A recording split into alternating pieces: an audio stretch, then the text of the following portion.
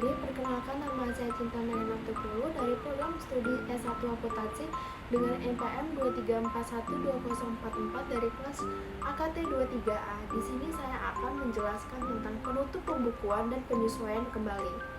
Yang pertama, kita akan membahas tentang pengertian penutupan pembukuan dan penyesuaian kembali. Untuk memudahkan analisa keuangan, terutama kinerja pertumbuhan perusahaan, maka ada suatu periode akuntansi di mana informasi-informasi transaksi dilakukan di periode akuntansi tahunan dan biasanya adalah di akhir tahun. Pada periode akuntansi akan dilakukan pembukuan, kemudian saldo-saldo dipindahkan ke pembukuan akuntansi pada periode selanjutnya. Penutupan pembukuan berarti menyiapkan saldo akhir tahun untuk pada periode akuntansi berikutnya. Penyesuaian buku akuntansi adalah yang dilakukan dalam proses perubahan saldo pada menyesuaikan dengan jumlah yang sebenarnya pada akhir periode. Yang pertama, saya akan menjelaskan yaitu komponen-komponen penutup dan penyesuaian buku.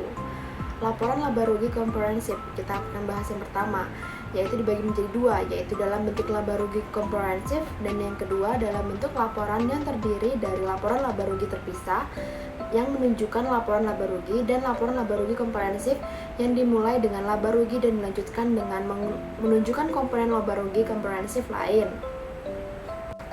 Untuk akun-akun dari laporan laba rugi komprehensif, IFRS menetapkan yaitu ada pendapatan, beban pokok penjualan, terus ada biaya distribusi, beban administrasi, beban lain-lain, beban pendanaan, laba sebelum pajak, beban pajak penghasilan, laba tahun penjualan, terus juga ada pendapatan komprehensif setelah pajak, kerugian aset, dan yang lainnya. Yang kedua ada laporan perubahan modal atau ekuitas. Fungsi laporan perubahan modal yang utama adalah untuk menggambarkan peningkatan dan penurunan aset neto atau kekayaan bersih selama periode pelaporan. Seperti yang sudah saya contohkan, di situ ada modal, laba bersih, prive, dan modal tuan. Selanjutnya kita akan membahas tentang laporan posisi keuangan atau neraca. Laporan posisi keuangan adalah melaporkan aset, kewajiban, dan modal selama satu periode waktu tertentu. Akun-akunnya yaitu ada aktiva dan pasiva. Yang aktiva ada aktiva lancar, aktiva tetap, dan aktiva lainnya. Dan yang ada pasiva yaitu utang lancar, utang jangka panjang, dan ekuitas. Selanjutnya kita akan membahas tentang proses dan macam-macam jurnal penutup. Dalam proses tutup buku akun dapat dibedakan menjadi dua, yaitu akun sementara atau akun nominal dan yang kedua akun permanen atau akun real. Akun sementara atau nominal mengalami penutupan. Yang pertama ada pendapatan, beban, penarikan oleh pemilik, dan laba rugi. Beda dengan akun permanen atau real tidak mengalami penutupan, yaitu ada aset, kewajiban, dan modal pemilik. Macam-macam jurnal penutup yaitu ada 4. Yang pertama, jurnal penutup akun penarikan. Yang kedua, jurnal penutup akun laba bersih. Yang ketiga, jurnal penutup akun pendapatan. Yang terakhir, jurnal penutup akun beban. Materi terakhir yaitu penutupan pembukuan.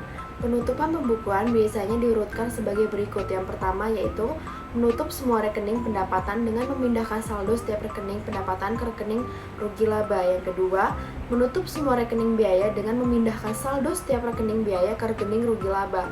Yang ketiga, menutup rekening rugi laba dengan memindahkan saldo rekening tersebut ke rekening normal. Dan yang terakhir, menutup rekening prive jika ada dengan memindahkan saldo rekening tersebut ke rekening modal. Sekian penjelasan dari saya tentang materi penutupan pembukuan dan penyesuaian kembali. Jika ada salah materi atau salah kata, saya mohon maaf. Semoga video ini bisa bermanfaat bagi para penonton. Saya akhiri. Wassalamualaikum warahmatullahi wabarakatuh.